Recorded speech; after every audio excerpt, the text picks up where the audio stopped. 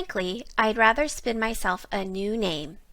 The Story of Rumpelstiltskin, as told by Rumpelstiltskin, by Jessica Gunderson, illustrated by Jana Bach.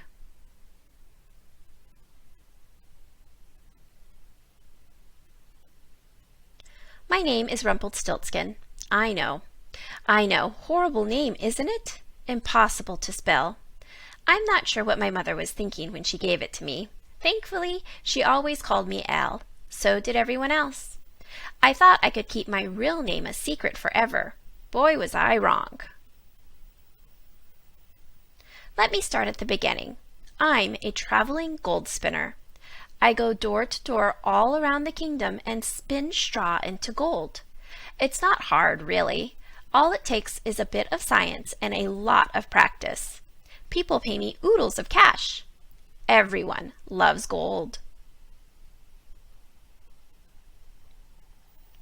One day, as I was passing by the king's castle, I heard someone crying. I poked my head through an open window. Inside, on a pile of straw, sat a young maiden. "What's wrong?" I asked. "The king ordered me to spin the straw into gold," she wailed. "If I don't, I'll die." "You're in luck," I said. "I know how. But my skill has a price. I can pay you with my necklace," the maiden said. I would have rather had cash, but I accepted. While I worked, the maiden told me a long story about her father. He was poor and wanted to look important, so he told the king his daughter could turn straw into gold. She can't.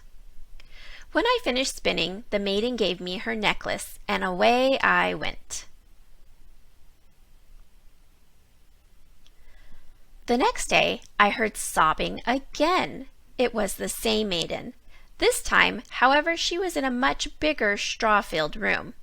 The king was ever so pleased with the gold, she said, but now he wants even more, and if I don't spin all of this— Okay, I said. What will you give me if I help you? I can pay you with my ring, she said. So I spun the straw into gold, took the ring, and went home. The following afternoon, I heard the maiden weeping again. She sat in an enormous room packed wall to wall, floor to ceiling with straw.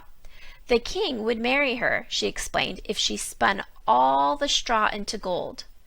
"I beg you to help me, dear sir," she said. "I want to be queen, but I have nothing left to give you." That's when I got to thinking. I'd always wanted kids, but I didn't have a girlfriend or a wife.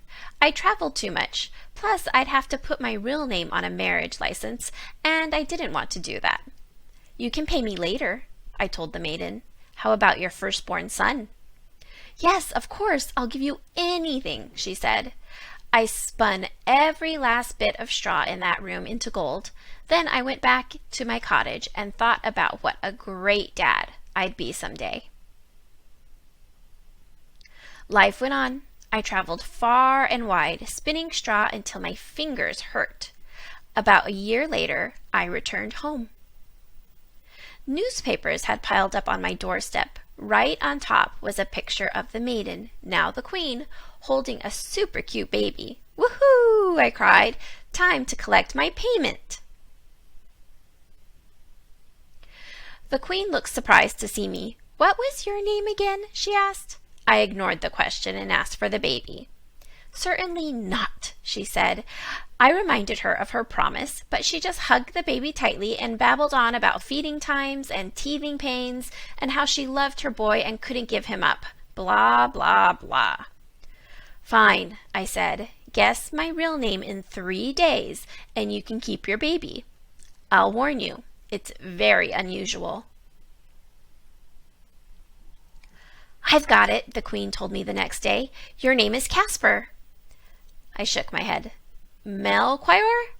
Nope. Balthazar? Ichabod? Ulysses?" I said. The second day she guessed, "Sheepshank? Ribs of beef? Leg of lamb?" "No," I said. "Not even close. Tomorrow's your last chance." That night I danced with glee. The queen would never guess my name. I even sang a little song. Ho, ho, ho, only I know. Hear my laugh, see my grin. My name is Rumpelstiltskin. On the third day, the queen asked, Is your name Puffernut? Lumpaglump? Smear and Shear? Lollypoodle? Very creative, I told her, but no. She smiled.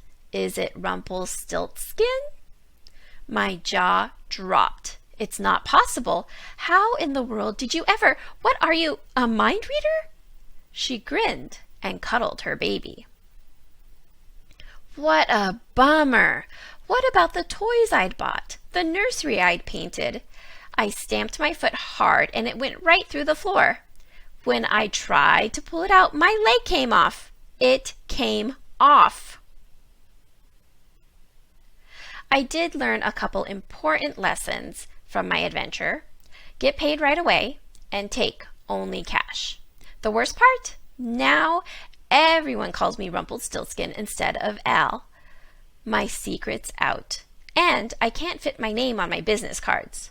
Although I guess it's still better to be called Rumpelstiltskin than Lollypoodle, right?